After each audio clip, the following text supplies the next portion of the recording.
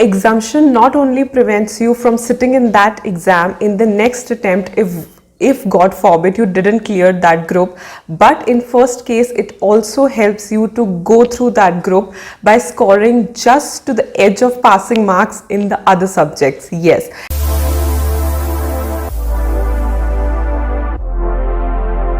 Hello friends, I am CS Jaspreet. Welcome back to my channel. Welcome back to another work study planning tips Wednesday video. Today we will be discussing about the strategy to gain exemption in company law. Yes, today I will be telling you the tips and tricks on how you can score exemption in company law in CS Executive. But before that, if you are someone watching me for the first time, hi, I'm Jaspreet. I make videos for CA, CS, CMA students as well as members.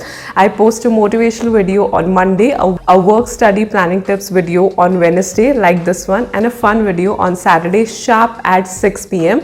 All the three videos come up on the channel sharp at 6 p.m. and for all other videos that are related to notifications or any other important video, they can be uploaded at any time. I hope you check the content I create and subscribe to my channel if you have not done it yet, and hit the bell icon so that whenever I upload any video, you get notified. So first of all, you should understand the importance of exemption. Exemption not only prevents you from sitting in that exam in the next attempt if God forbid you didn't clear that group, but in first case it also helps you to go through that group by scoring just to the edge of passing marks in the other subjects. Yes, exemption is very important. If you score 60 plus marks in any one subject, trust me, there are higher chances that you will clear that group very easily. But in case, God forbid, any of your exam was not that well and you didn't cleared in that and you just got an exemption, so at least in the next attempt you will not be giving that one paper in which you exempted, and that is also a bonus point, because like in studying for 3 exams rather than 4, it's always helpful. But I cleared the CS Executive in first attempt and I scored exemption in company law. How to get it? I will be telling you. First step, follow study material.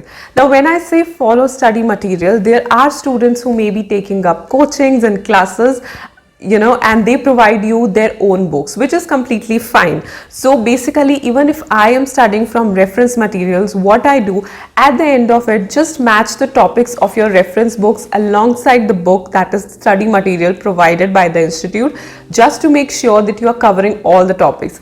And above that, practice all the questions, all the illustrations that are given in the module. They are really helpful. Because see, at the end of the day, the paper setter sets the exam from the module itself. So there are chances that you can get the questions from the illustrations or the questions that are given in the study material.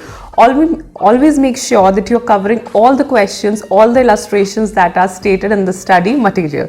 Secondly, study through the bifurcation method. Now, studying by bifurcation states that you have to study according to the marks assigned to the portions or the parts. Now, studying by bifurcation means that you have to study as per the marks assigned to the chapters. You should try to study less and score more, and that could only be done if you look at the bifurcation of the subject. Now, if we talk about company law, it is divided into 3 parts: part A, part B, part C. You have to analyze that which is your interest, which sections do you think you can learn easily, which sections you think that they carry the most marks, and then study accordingly. If we talk about the part B, that is totally about meetings, directors, and that is scoring as well, interesting and scoring. And if we talk about part C, that is just 2 to 3 chapters in 10 marks, and that is really helpful.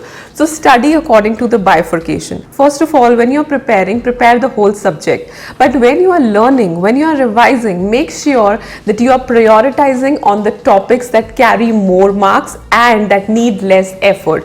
This is the most important thing that we all should do. Always try to find out are the topics from which ICSI asks the most, which are the topics that are being asked repeatedly, and try to be perfect on those topics, and you will definitely score exemption in company law. Third, try to write professionally.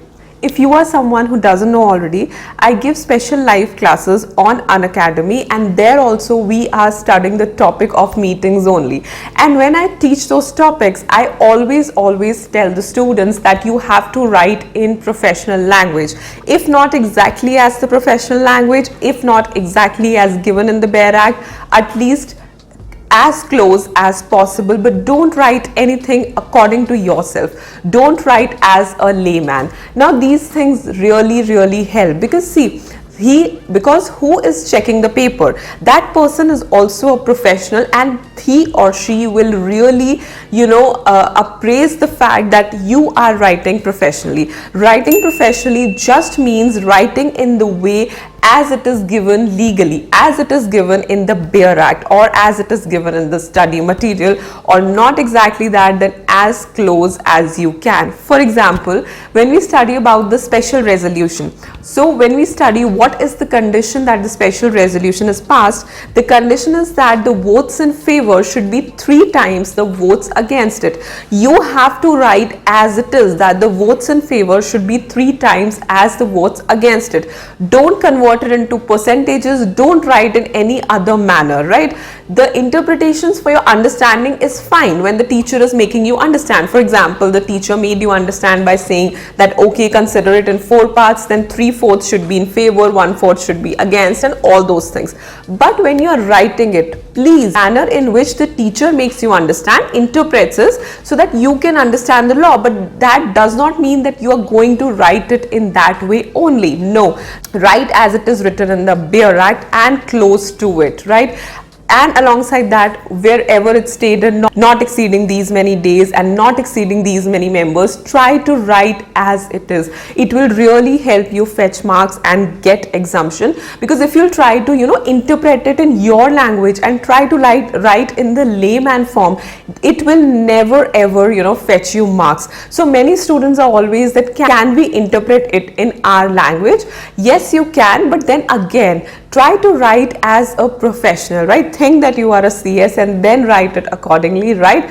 Don't write it as a layman. And when your language will come up as a professional, definitely you'll get the exemption. Fourth, learn the section numbers and code them. Now, when I give special live class on Unacademy, I have told there also, and I will be telling you also, if not all the sections, learn as many sections as you can, and the main sections. For example, if we talk about meetings, learn the section of board meetings, quorum, passing of resolution by circulation, AGM, EOGM, proxies, right, ordinary and special resolution. These are the sections, at least they should be by heart to all of you. See, when you will code them, you will definitely get marks. And by saying this, when I'm saying you to code the sections, that doesn't mean to just write the section and jump to the conclusion. No, write the section, explain about the section, what does the section states, then use the section as per the questions, how the section is applicable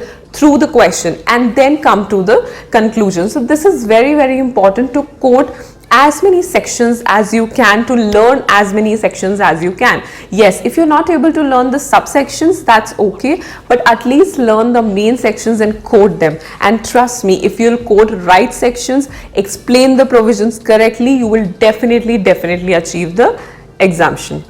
Fifth, and according to me the most important, go through the scanners or the guideline answers. This is something I tell you every time. Even for CS executive students, I have reviewed the scanner, and that too for company law of tax math. If you've not seen that video, I'll put it in the I button. And in that video, I have also given the links for the students who are going to sit in December 2021 for the scanners. You can go and check the video. So scanners are really helpful, because they tell you the trend, they tell you what is being asked again and again. In a special live session, when we completed the the board meetings chapter, there we dealt a special live class for past year questions, and there we came to know that one question, like if you talk about the topic of board meeting, this one topic, that can board meeting be held on any day? Do you need to conduct the board meeting on business hours? And can you conduct it anywhere, at any place? This question is being asked in multiple forms, but the question is same. The thing they're asking is same. It's just that the way of asking is changing. I analyze that 2 to 3 attempts. In 2 to 3 attempts, they are asking the same question, like, can you conduct the board meetings at any place other than registered office, outside the business hours, and on a national holiday. So the basic answer is that a board meeting can be conducted at any place, even outside the business hours, and on a national holiday also. So we were discussing all these things, and it will help you. Scanners help you to know what is being asked again and again and how it is being asked. It is not just that what is being asked, but also how it is asked. Then scanners tell you that which topic carries the most marks, how many questions are coming from which chapter, and which chapter is the most important. And in that way your preparation gets more polished, your revision gets more polished, because now you're studying what you need to study. Now you're preparing from where the most questions are asked. So like this you can score exemption and company law. It is nothing like impossible. Of course you can, just your preparation strategy should be okay. So use these 5 tips, these 5 strategies to go through and sit in company law, and definitely you will achieve the exemption. Yes, I hope you found the video informative. अच्छी लगी तो like कर देना. Do hit the like button, subscribe to my channel if you have not done it yet. Hit the bell icon so that whenever I upload any video, you get notified. Follow me on Instagram, LinkedIn, Pinterest and Twitter. All the links are in the description box below. Bye.